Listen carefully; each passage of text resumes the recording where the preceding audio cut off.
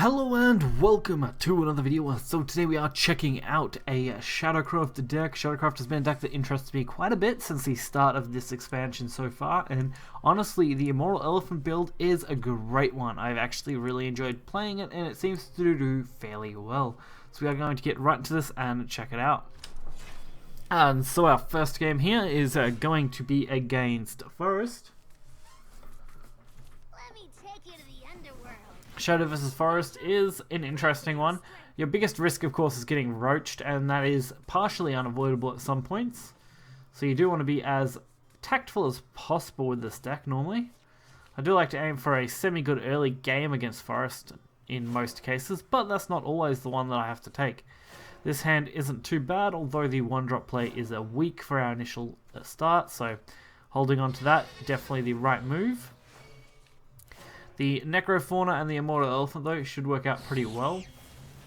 I'm trying to remember if this game was actually okay. I think it was, yeah. The Nature's Guidance was a pretty decent play from the Forest player. And we can go for the Desert Pathfinder now, so we can actually get two of these out if they proc both of them. But that was a good start. Getting some nice value. So you want to take advantage of as many last word effects as possible so Throth can actually have an ability. And then our Necro can really take over the board here. Taking advantage of course, the Natura Great Tree. And Immortal Elephant will do a wonderful job of just being constant board presence. Very hard to actually banish or remove because it can't obviously be banished by normal effects. So it's actually very, very powerful. I will protect my people. The only way to really remove it is to destroy it and then banish it from the amulet side, which is definitely harder to do. Life's end is eternity's beginning. So starting off with a nice Necro family. Getting out our Necrofauna going and building a pretty much full board from nothing. And these cats are pretty great. Turn 6 Roach, a little bit of a risk though. Not really where I want to be right now. Luckily we got an okay buff here. They did go for the Roach though. Definitely a risky play for our end. Luckily we do have Disciple, which is an okay ward. We should be able to take advantage of that reasonably well. That should buy us a little bit of time if we need it. So we gotta hope they don't have roaches, of course. This is obviously going to be the case with most forest decks. If they've got 2 roaches, it's almost guaranteed to be game over. A banishment puts us very close to death. Luckily, it doesn't look like they've got enough to do the double roach play, which is good. Definitely saved our skin there, but roach tends to be on that kind of level where if they can't do something once, they're probably not doing it again.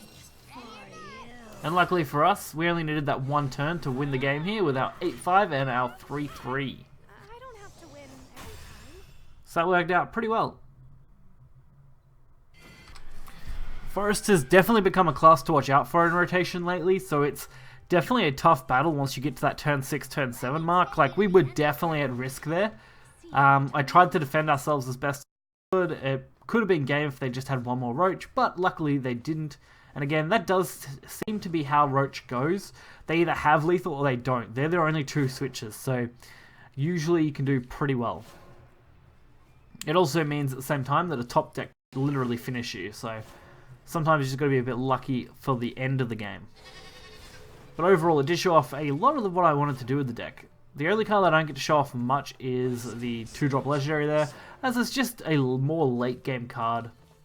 Not super useful in the mid to early game, unless you just want to draw, which is usually okay as well.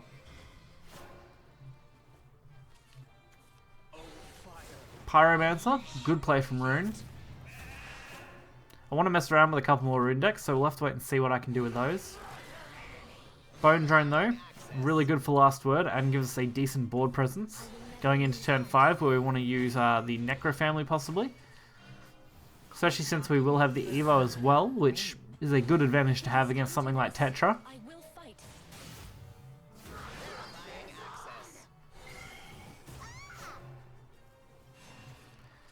And that's actually not bad either. Living Dog should actually come in fairly handy in this deck. It can actually do some serious damage if you get enough Natura and Great Trees in your hand, which Necro family does a good job of generating. I've actually seen a build of Shadow that focuses purely on the Night Dog and some other cards a lot more, and that actually looks like an okay build as well, and I may cover that in the future, but for right now, this deck does pretty decently. Do you possess the courage to survive? And so far, we've actually got a really nice hand.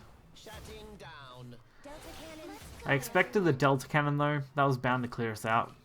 At least the Night of the Living Dog can take full advantage of this, thanks to the Natura and Great Trees. And a nice Disciple of Silence to really shut this down.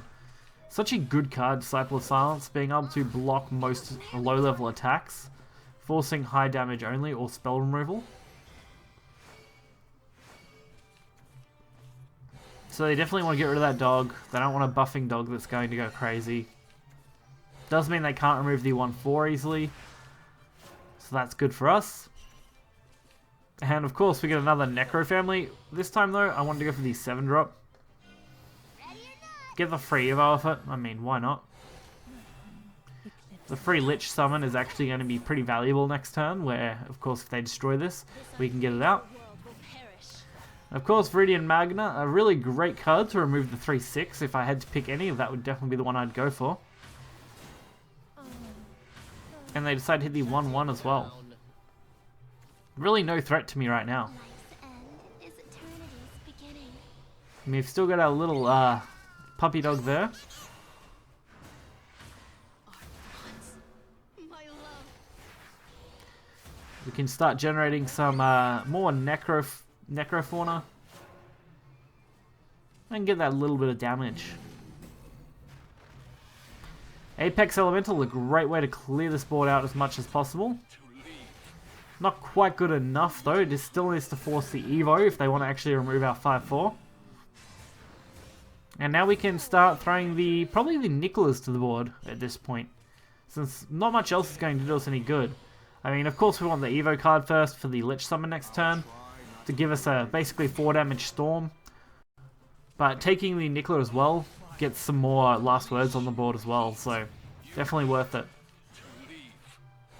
Looks like we might be just one short, since the Necro again will we get to play out.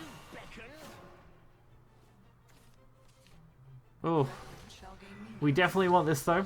I think we've got the 10 stack ability, which means every single follower that comes on a board now will deal 2 damage to the enemy's face upon death, which is great value, and was more than enough to make them concede. So it's nice we got to see both of our kind of win conditions there. So both the Elephant and of course the Throth, I'm going to go with Throth. I know that's probably not how it's pronounced at all, but we'll go with it. Either way, nice win conditions, set up a really good damage, work well together, especially with Immortal Elephant, since of course generating last words becomes really easy once you start generating more cards. Necrofauna supporting your board very, very well, and then everything else just kind of adding on top of that to generate even more value. So this deck is really solid, and I think with more refinement, I could definitely get it down to a deck that I'd be more than happy with. As far as the competitive scene goes, I'll have to wait and see how this goes, but I definitely have high hopes for Shadow this expansion in more of a control-ish capacity, so hopefully we'll get to see that. But if you guys did enjoy this video, be sure to check the deck list in the description below, hit the like button, subscribe for more content, and until next time guys, see ya.